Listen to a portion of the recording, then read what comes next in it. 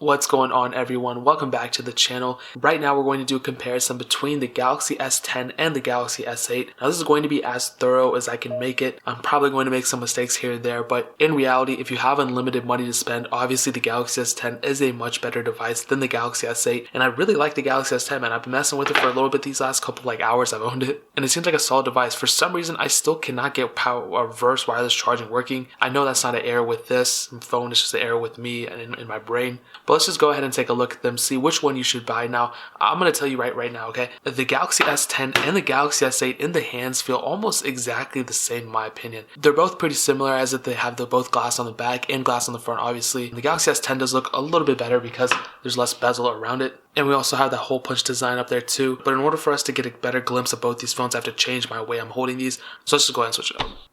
Alright, we back, and I just want to say quickly, for some reason on my Galaxy S8, I was not able to install Android One UI or whatever it is. It was super annoying. I have the Snapdragon version of this phone, so there's still an issue with it. I tried everything, manually updating it, doing it through over the air, and so much stuff like that, and it still couldn't work. I tried going into the recovery and doing it. For some reason, Samsung made it really hard for the Snapdragon version to go get it. So I'm still on Android 8.0, which is not that big of a deal. I've heard that, but just in the features itself, obviously One UI has more features, but in terms of the speed and everything, which is what I'm testing, there's really not that much of a difference, so kind of take that with a grain of salt. But literally everything else is probably going to be the same. I doubt that changes the hardware at all. Starting off with the screens, dude, the Galaxy S8 has a 5.8 inch screen. The Galaxy S10 has a 6.1 inch screen. And what I can tell you, when I'm looking at them both side by side, I do think that maybe the Galaxy S10 is maybe a little bit better. But I think, if I took the hype away of like how great the screen is already, like I already have a bias towards this one, I really don't think there's that much of a difference. I think the Galaxy S8 screen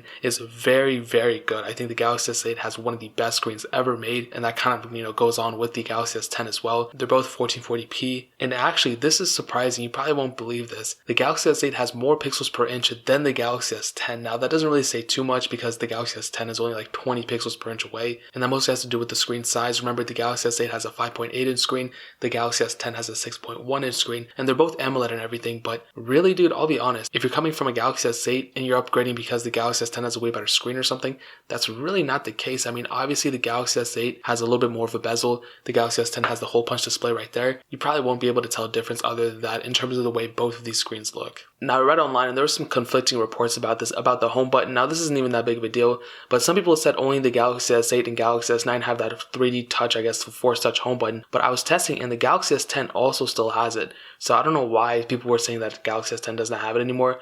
I'm pretty sure it does because when I click it, I'm able to feel the vibration. Maybe it's just like a pseudo effect or something. But yeah, when I force touch into it, when I tap lightly, it doesn't do anything. But when I force touch, that's when I feel it. So quick little reminder right there. And pretty much everything else is built the same too. USB Type-C on the bottom as well as the headphone jack. Big speed button, volume buttons on the side. On the back, you can see there is quite a bit of difference. So the Galaxy S10 does have a fingerprint sensor embedded in the screen, where the Galaxy S8 only has one on the back. And it's probably the worst location ever because every time you're about to use something and you're about to use it, kind of forget where it's at. Sometimes you might put your finger over the camera itself instead of that. So that is kind of annoying. But I like the Galaxy S10s because it's embedded. And obviously the power button on the other side and nothing up top. So except the SIM card slot where you can actually input a micro SD card or whatever. So in terms of that, everything's pretty much the same in terms of the way they look. In the hand, the Galaxy S8 does feel a little bit more slimmer. I feel like I can probably use this a little bit better. It feels like the Galaxy S10 is just a little bit more wide.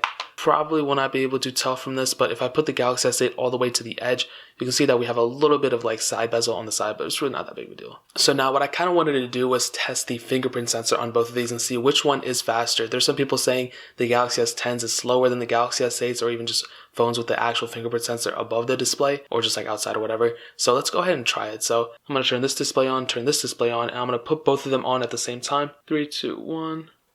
Oh, and I've noticed it with so many times. Every time I tried it, you can see I'm putting in my fingerprint sensor, and it very rarely, like the Galaxy S8 has so many problems with the fingerprint sensor, I realized. 3, 2, 1. Okay, so that was about the same. I hit the camera there too. Just going to retry it. 3, 2, 1.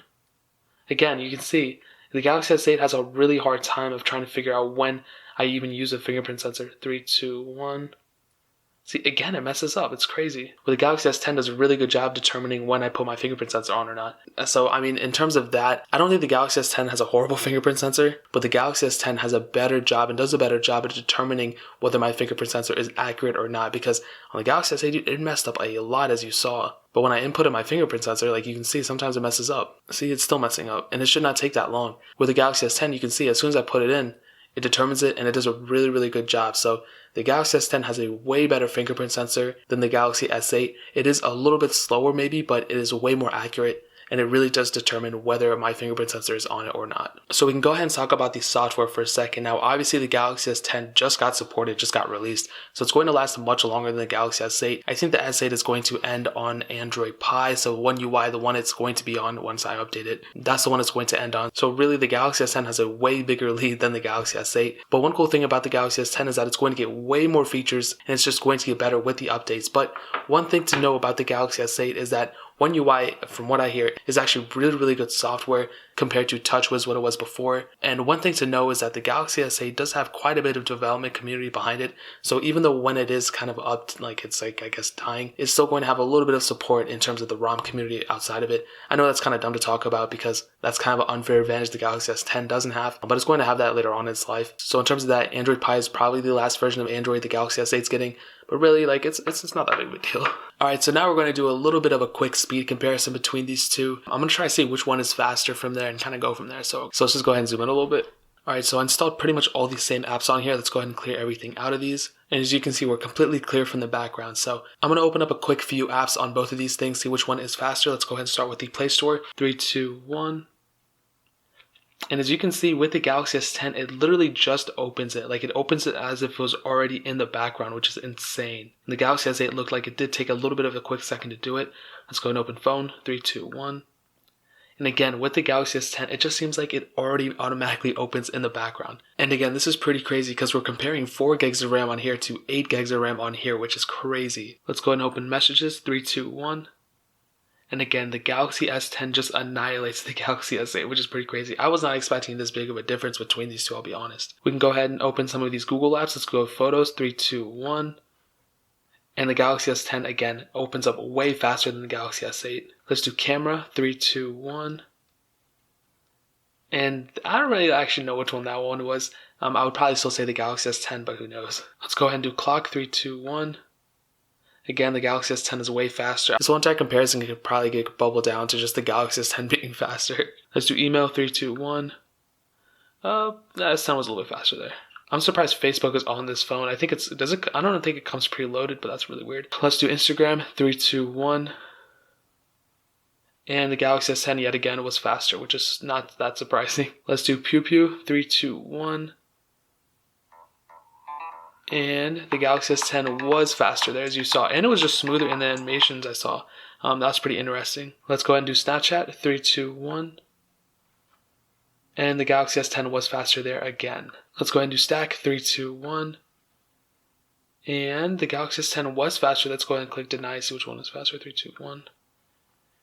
And yeah, Galaxy S10 was faster there yet again. Let's go ahead and open Settings. 3, 2, 1.